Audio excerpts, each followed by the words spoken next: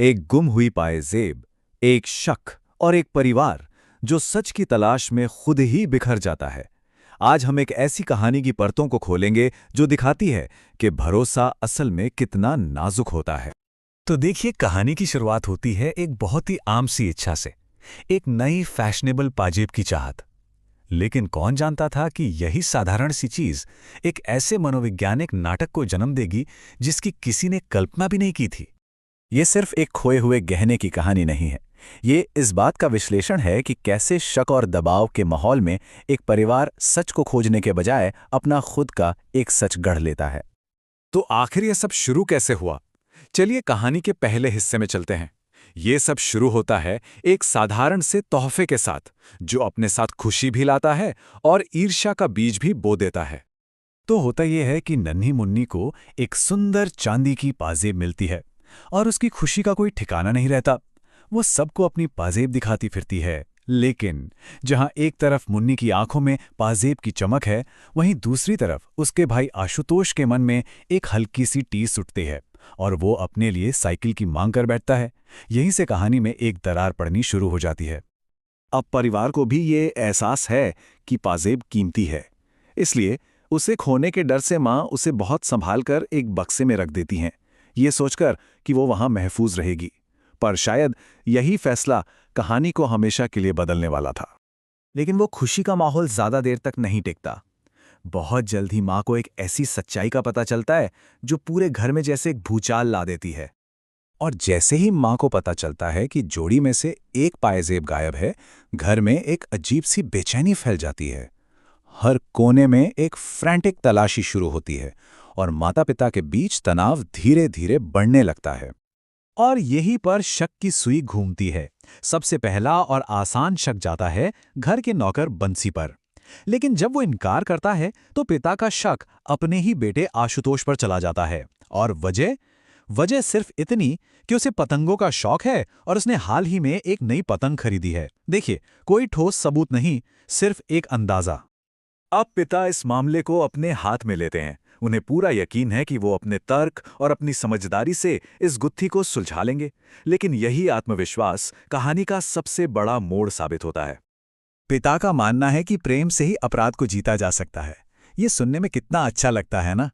लेकिन उनके इन आदर्शों और उनके तरीकों में एक बहुत बड़ी खाई है, जिसे हम अब आगे देखेंगे। पिता इसे कोमल परवरिश का नाम देते हैं, पर असल में ये मनोवैज्ञानिक दबाव की एक पूरी श्रृंखला है। वो पहले इनाम का लालच देते हैं, फिर इंड्यूस्ड सवाल पूछते हैं और धीरे धीरे एक ऐसी कहानी गढ़ते हैं जिसमें आशुतोष को बस हाँ कहना होता है। और आशुतोष, वो बस चुप रहता है। उसके चेहरे पर एक उदासी है और वो बार बार सिर्फ नहीं में सिर हिलाता है। लेकिन उसकी इस खामोशी को उसकी बेगुनाही का सबूत नहीं समझा जाता, बल्कि पिता इसे अपराधबोध और जिद का संकेत मान लेते हैं। जब ये मनोवैज्ञानिक तरकीबें काम नहीं करती तो पिता का सब्र जवाब दे जाता है।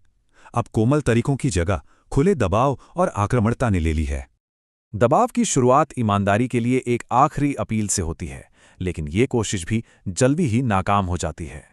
अब बात सिर्फ डांट तक नहीं रहती। पिता एक अल्टीमेटम दे देते हैं, या तो पाजेब वापस लाओ या फिर इस घर में तुम्हारी कोई जगह नहीं है। सोचिए, एक बच्चे के लिए ये कितना बड़ा भावनात्मक खतरा है। और जब धमकियां भी काम नहीं करती तो पिता शारीरिक बल और अलगाव का सहारा लेते हैं। वो अपने ही बेटे को एक अंधेरे कमरे में बंद कर देते हैं। घंटों के इस दबाव के बाद माता पिता एक कदम और आगे बढ़ते हैं। वो आशुतोष के दिमाग में एक पूरी कहानी डालने की कोशिश करते हैं कि उसने पायजेब पतंग वाले को बेच दी और अब वे सिर्फ उसकी हाँ का इंतजार कर रहे हैं। असहनीय मनोवैज्ञानिक दबाव, अकेलापन और डर। 8 साल का एक बच्चा और कितना झेलता। आखिरकार वो टूट जाता है और सिर्फ एक शब्द कहता है, हाँ। वही एक शब्द जो उसके माता पिता सुनना चाहते थे। माता पिता के लिए ये सच्चाई की एक बहुत बड़ी जीत है। वो जश्न मनाते हैं, अपने बेटे की ईमानदारी की तारीफ करते हैं, लेकिन वो ये नहीं देख पाते कि उन्होंने सच नहीं जीता, बल्कि अपने बेटे के भरोसे को हमेशा हमेशा के लिए तोड़ दिया है। तो झूठा कबूलनामा तो मिल गया। अब इस गड़े हुए नाटक का आखिरी पर्दा गिरना बाकी था, यानी चोरी हुई पायजेब को वापस लाना।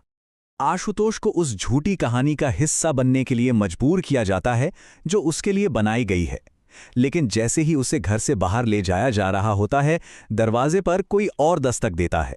एक ऐसा मेहमान जो सब कुछ बदलने वाला था। इस सब गड़े हुए हंगामे के बीच जो सरल वास्तविक सच्चाई थी वो अब सामने आने वाली थी। और फिर बस एक पल में सारा नाटक बिखर जाता है। बुआ वापस आती हैं और उनके हाथ में होती है वो खोई हुई पाजेब। वो बताती है कि ये गलती से उनके साथ चली गई थी। मतलब ये पूरी पीड़ा, ये सारा शक, सब कुछ बेबुनियाद था।